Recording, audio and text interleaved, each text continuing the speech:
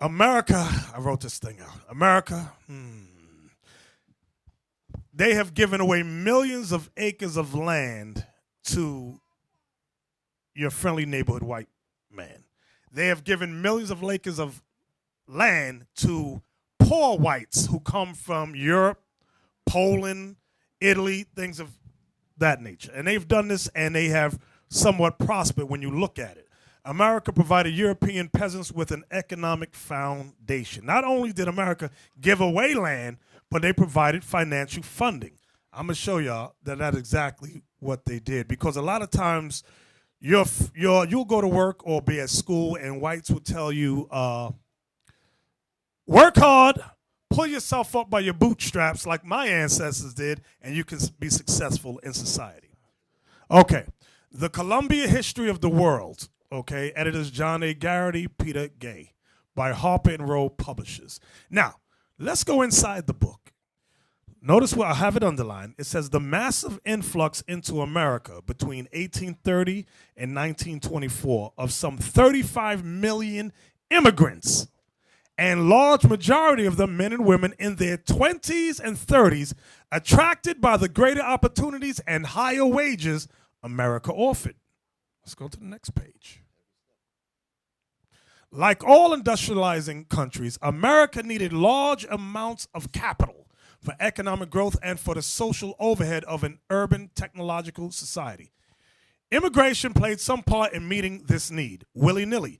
European countries had to pay the cost of nurturing immigrants who, when ready to become productive members of society, left for America. In the 19th century, the subsidy this practice bestowed on the American economy amounted to at least $1,000 for each new settler. So what happens to all the hard work, pull yourself up by your bootstraps like their ancestors didn't? That's a lie. You know how much $1,000 back in the 1800s was? You got to be kidding me. You got to look at you have to look at the total disrespect and contempt for them to even say that to you.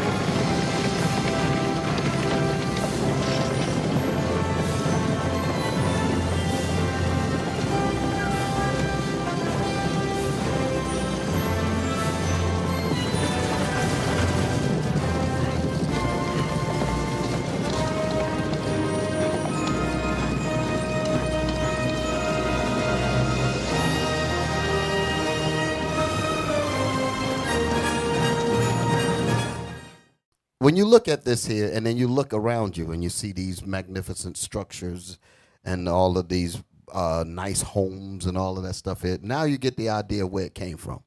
Because they did not, as they would say, pull themselves up by their bootstraps. When they came and stole the land, they simply built on it what they stole. And that's the way you really have to look at it. So you cannot be here and being happy that you're in this condition. This is the more reason why we have to be a disciplined people and follow what our Lord and Savior told us to do so that we can get the hell out of here.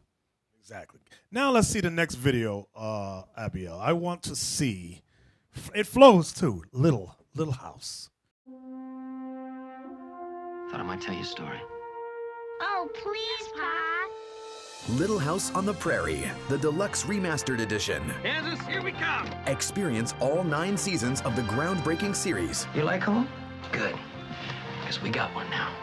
Relive the memories As long as you do your best, Laura, we'll always be proud of you. of one courageous family Yeah! Come on! Ah! that sets out on an amazing adventure and discovers a thrilling new world. On your mark. Get set. Celebrate the characters you cherish I'm Mary Inglesman, and that's Laura. and the stories you'll never forget. Will you marry me? Of course I will. The timeless series you grew up with comes to life like never before. You're a lucky man, Mr. Ingalls. It's the one thing in his life I'm absolutely sure of. See your favorite family beautifully restored. Well, Ingalls family, how's it look? With all 9 seasons presented in their complete and uncut format for the first time since their original TV broadcast. I can't count all the things you taught me. And exciting new bonus features, How's that sound? That sounds good to me. including the 40th anniversary documentary, The Little House Phenomenon. I've decided something. What's that, Halfway? Home is the nicest word there is. Own all 9 seasons of Little House on the Prairie, Deluxe Remastered Edition. Let me tell y'all something. You might not realize it. The Ingalls family was nothing more than a family of colonial thieves.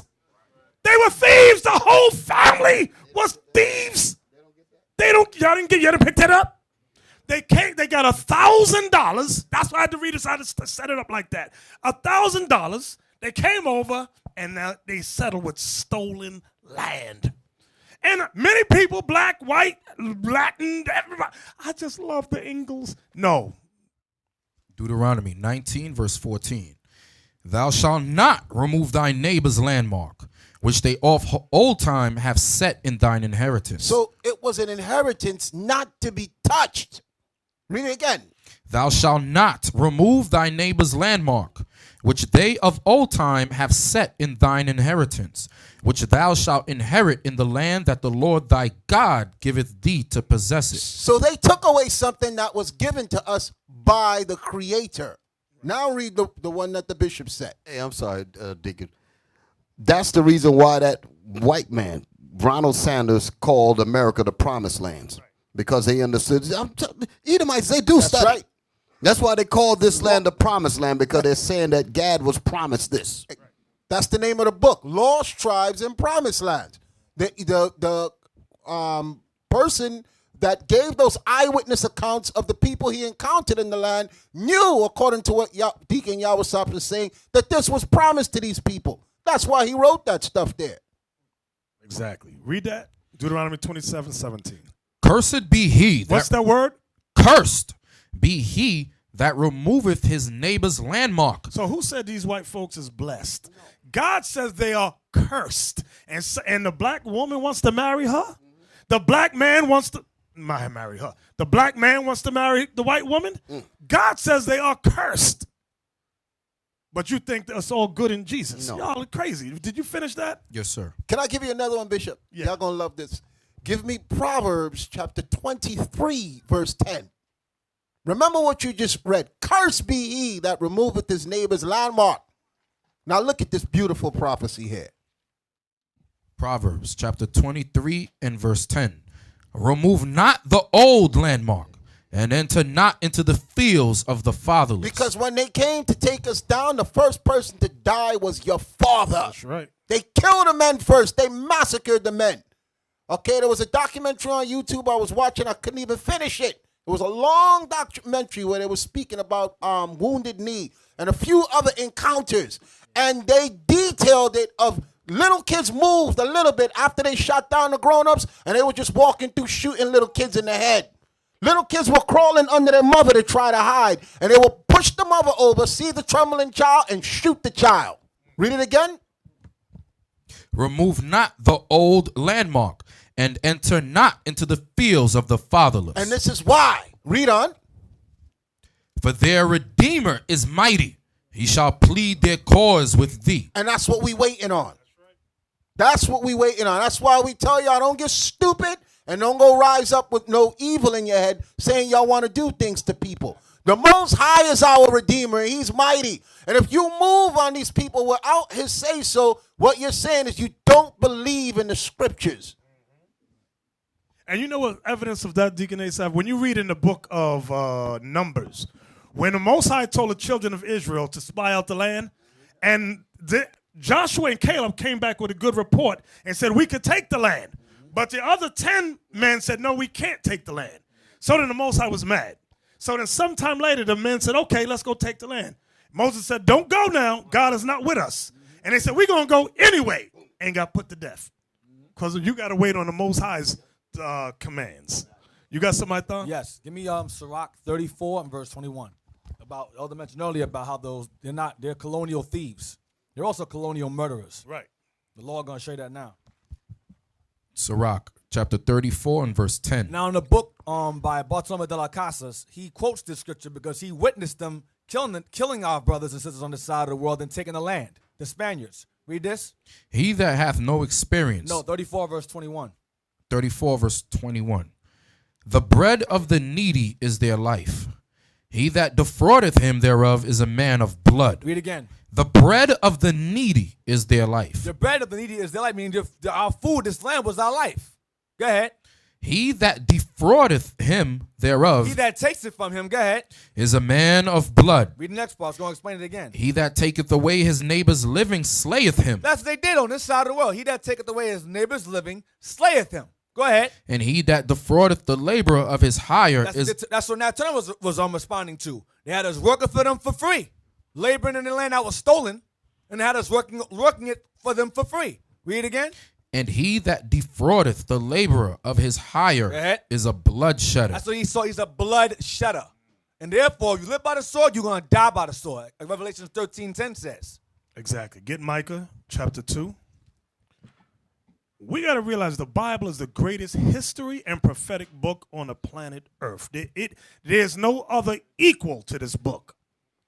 That's why we don't play games with the Bible. We're going to tell it to you straight.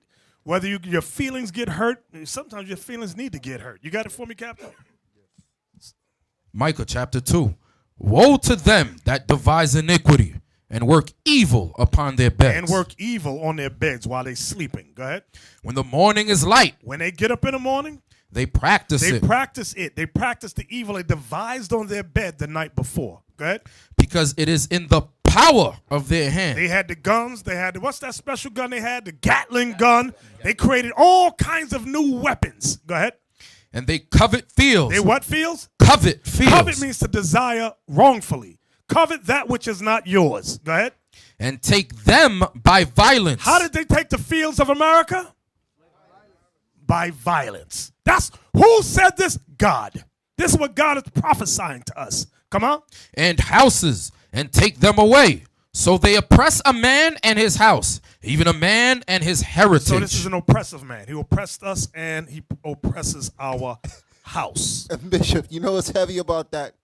All of you can remember, well, I don't know what they teach now, but I know when I was growing up in elementary school, they reinforced in our heads that the natives were so stupid they gave the land up for beads and trinkets. Right, right. Okay? Exactly. 20, they keep showing the picture of the simple natives coming up with their hands out, and the white man like, these helpless little children, let's just take their beads, and that's what they want to reinforce your head. But the Bible says it was through bloodshed and violence. That's right. No negotiations, broke every single treaty. Many of these Edomite leaders, they sat down in an attempt to appear civil. Like they'd have the American Indians come up, sit down, but then they would sit down and create, present deeds of sale in incomprehensible, illegal documents. That couldn't be understood. Right, could not be understood. Only they could understand it. Exactly. That's what they do. To this day, many of the descendants of these so-called pioneers or settlers receive federal subsidies. Many of them were used to set up militia groups. Remember that word. They were used to set up militia groups to ward off Native American Indians and slave revolts. Now, you're going to ask, what does that got to do with us today? It has everything to do with us today. Now, before I get to it, because I'm going to hit y'all with something. Let me get it. Let me look. So we discussed how they look us in the face and say, pull yourself up by your bootstraps, right? We discussed that, brothers? Yes, sir. Okay. They will never admit that they have murdered. They have stolen. They don't admit that at all. Neither their descendants. Thomas Jefferson with his lying self. That what's the thing Thomas Jefferson wrote? The Declaration of Independence. Lie. It's a lie. You hear what I said? The Declaration of Independence is a lie. American Indians realized that back then, and so did the slaves. So, this is all a lie. It said, I can't quote, we hold these truths to be self-evident, that all men are created equal. And they are endowed with certain inalienable rights. Well, let me see if I wrote it down. Inalienable rights, that among these are life, liberty, and the pursuit of of happiness. That's it. That's all a lie. It had nothing to do with black people, Native Indians, Latinos, had nothing to do with us. Now, right, nothing with the 12 tribes. Now, let me show you the next video. Give me Young Turks. I want the Young Turks video because they say we're all equal, right? When we watch this video, because some of y'all are here, some of you sisters might be thinking, we are all equal, I don't know. I'm going to show you a video right now that just happened in the news. And it's going to prove out of the white man's mouth. You might not believe God, but when the white man speaketh, thou shalt believeth. And hold it now. I'm glad you said it there because I was thinking on those terms. When he comes before you, he comes, as I call it, his whiteness. He believes in that whiteness. He said, you don't understand. I got whiteness rolling with me. Y'all step back. Let me speak. He said, just let me talk to them. I don't have to bring no paperwork. No, Nina, just let me speak. Because all I have to do is talk. And they're going to just automatically follow. What do you mean, why? Because I'm white, don't you see? Let me, since that kind of, he carries that confidence with him. And it's literally reinforced when we deal with him. Exactly. It's embedded in our heads. You got the video? Okay, let's watch it. How long is it? Okay, we're going to watch the whole thing, but I want you, this is something that occurred in the news a few months ago. Okay, where a militia group took over a Federal Reserve park. They took over a park with guns. Watch. Last night, the feds finally moved in on the militia members illegally occupying the Malheur Wildlife Refuge, capturing some of the leadership on the outskirts of the area and engaging in a shootout with some of the other militia members, resulting in one death. Here is the overview. Amon Bundy, the sort of, I guess, self-proclaimed leader of the organization, and 4 others, including his brother Ryan Bundy, were arrested after a traffic stop, which resulted in a gunfight. Militia member Robert Lavoy Finicum was killed in the gunfire, and Ryan Bundy was shot in the arm, although he does not appear to be seriously injured.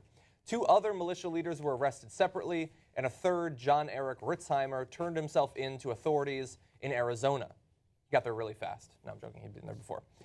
So we do have mug shots of some, not all of the people who were arrested just last night, but you're seeing a good number there, including the Bundy brothers in the top left.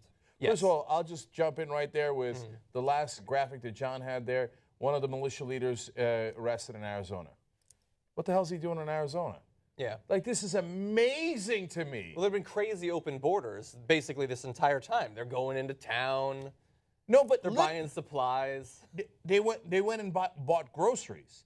So the thing that amazed me is I kept reading and reading, trying to figure out how are these guys contained earlier, before the shootout. Now we have more details because of the, I don't even know if it's fair to call it a shootout. One guy got killed because he charged the cops, okay, because of the rest. And then when you read into the details, you find out, no, they're free to come and go. Dude goes to Arizona. Nobody arrests them. Yeah. They go get groceries. Nobody arrests them. Well, they go talk to they say they went and talked to the federal authorities, the FBI, unarmed. They'd have conversations with them. Yeah. Well, early FBI, no. If you're having a conversation with a dude who took over federal property with a weapon, here's the conversation. Here how that conversation goes. You're under arrest. That's how that conversation goes. This story is the definition of white privilege. And if you don't see that you got white privilege, well, you have it and don't realize it, which is the whole point. Now, eventually, this Finicum guy got shot. Let John give you all the details, and then I want to come back with some of the privileges that they had that no one else in the country would be afforded. Yeah. I mean, look, I think it's easy to criticize, but I think that they were doing a classic starve out, where you just really hope that they don't buy enough groceries for all of them to eat. That's what the government does. They lock them down, they starve them out. They don't eat with them. Necessarily. But yeah, we do have the details on Lavoy, which we'll get to in just a second. But right off the bat, we have a commentary by head Bundy, Cliven Bundy, political leader apparently now, who says this is a total disaster to be happening in America where we have federal people killing innocent people. He defines innocent differently than I do, I think.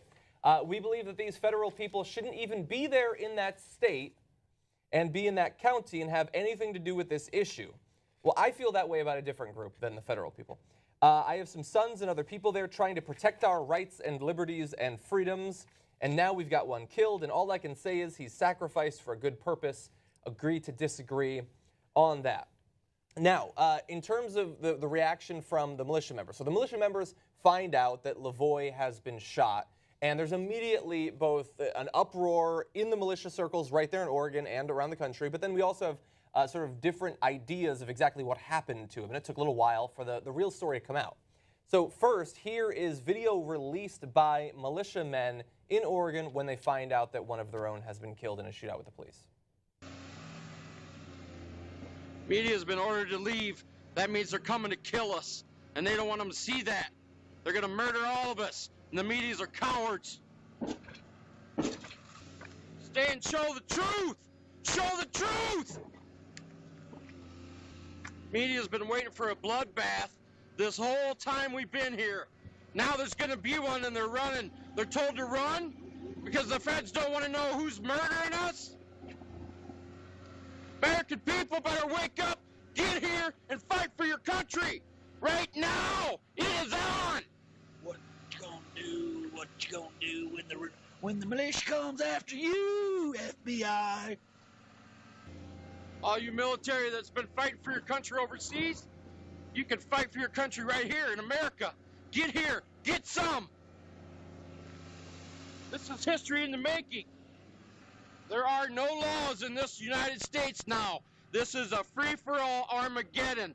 Any Leo or military or law enforcement or feds that stand up and fuck their oath, don't abide by their oath, are the enemy. If they stop you from getting here, kill them!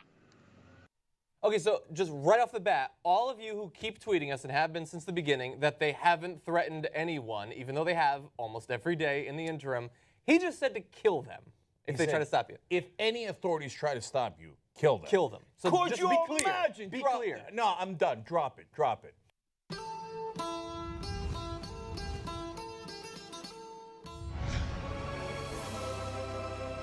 Could you imagine if armed black people looked at a camera and said, if the cops stop you at all, kill them? We're gonna have a conversation with these guys? They're free to come and go for 3 weeks. These guys, there was no perimeter. The FBI says, oh, don't worry, we just set up a perimeter.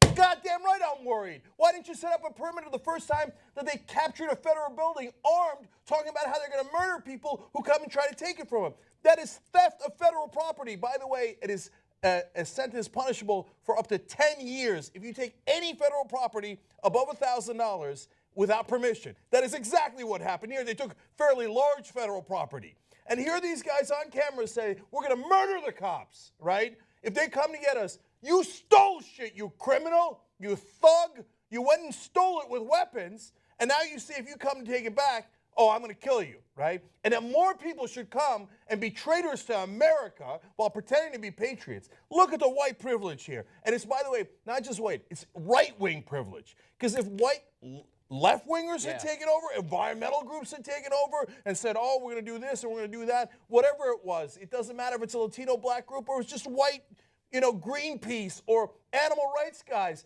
Nobody gets to come and go and threaten cops and talking about killing them. Look at here's what happened. So first of all, as John read to you, he said, Clive Bundy, about the guy who got killed, he sacrificed for a good purpose. Yeah, thank you for being exactly like the Muslim radicals. Oh, he was a good martyr, sacrificed for a good purpose, right? So now, the guy who was killed, Finicum, according to 2 guys in the car, got out of the car, would not listen to the cops, rushed at the cops, and the cops had to shoot him, okay? There's an 18-year-old who's melodramatic, who got to go into the camp, who now says, oh, no, he had his arms up and was surrendering. Her compatriots who were in the car with her, the other militia members, are like, that's not true. He charged at the cops, okay? So now, that Finicum guy says, before he obviously got shot a couple of days ago, he said, we used to walk up to the feds and talk to the agents in a friendly manner, unarmed and stuff. After you took over the federal building armed, can you imagine Black Panthers take over a building, armed Muslims take over a building, and they just walk up to the FBI and have a friendly conversation with them, and they don't get arrested? This is white privilege. You can steal stuff. You can steal federal stuff, and they don't even arrest you for 3 weeks. And then he says, now they're no longer willing to engage in friendly dialogue. I mean, you don't even know your privilege. The tenor has changed. The guy says, why are you ramping it up now? Why the rattling of the sabers?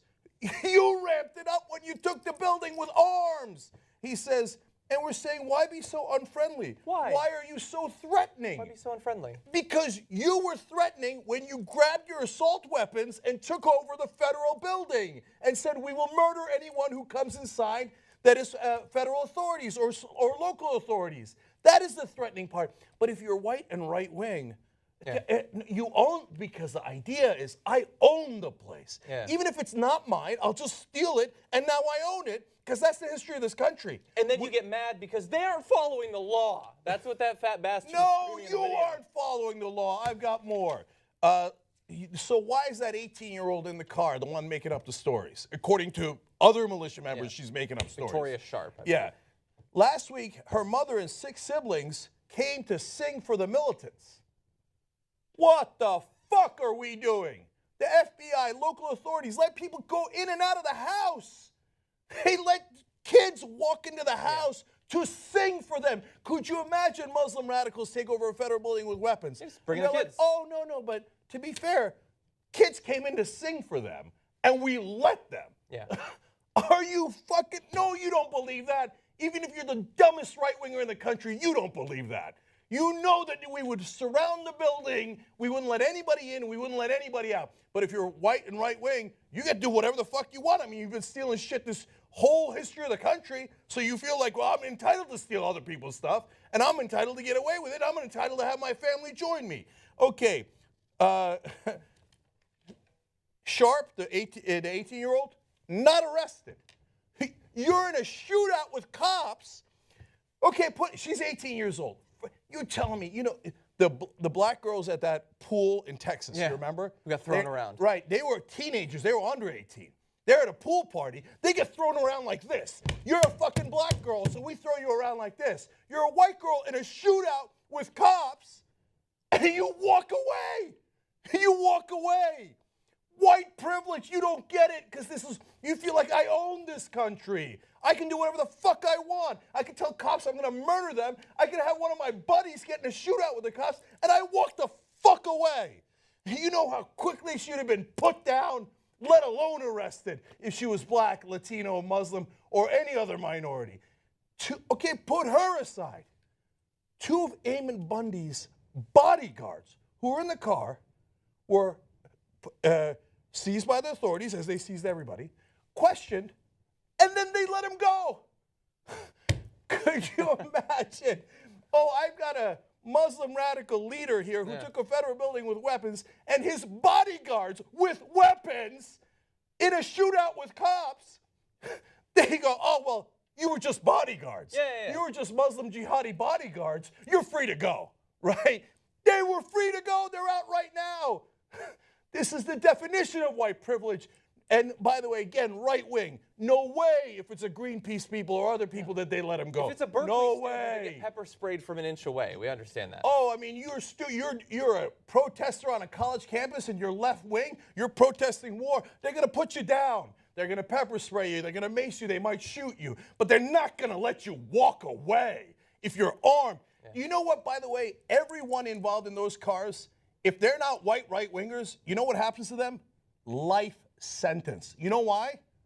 I've covered this a million times on the show, and look it up. It's called felony murder. They're in the commission of a criminal act, a felony.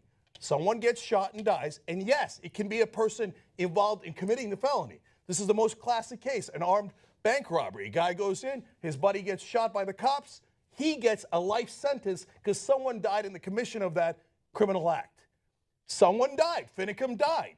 All the people in the cars, felony murder, life sentence. But that's only if they're black, Latino, or any other minority. But if you're white and you're a right-winger, they let you walk out of the fucking building. This is insane, man. There's 2 different laws in the country, and we walk around and pretend it isn't. Why am I so angry today? Because in my infinite foolishness and naivete, I didn't realize it was this bad. After all of this, I thought, no, they must have a perimeter around the place. They must be, Arrest the bodyguards. Of course you arrest the bodyguards and put them in jail.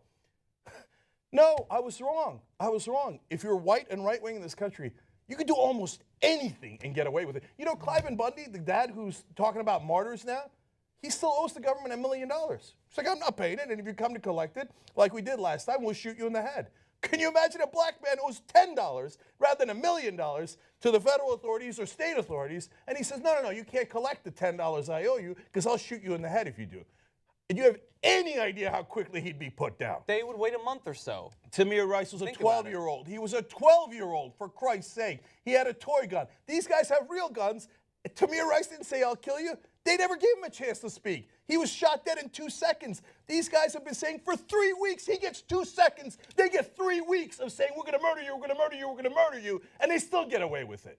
So finally, after 3 weeks, they bothered to arrest them. Fucking white privilege. That's what this is. See, if I had said that happened, they wouldn't believe me. So I had to let the white man tell y'all exactly what happened in the news. So, and me at home, me and my wife, we be home saying, well, what happened with that militia group? Every night, did something happen? Did something? No. Nope. 1 week go by, 2 weeks, I'm like, what the hell's going on? Oh, now they ain't even talk about it. Then, boop, it comes up. What are you going to say outside? That was it. All he has to do is just come and say, like I said before, all he has to do is just come into the room. He said, listen, I got my whiteness with me. It's going to work. And this, what we just saw, was not 20 years ago. This was now. This was now in the news.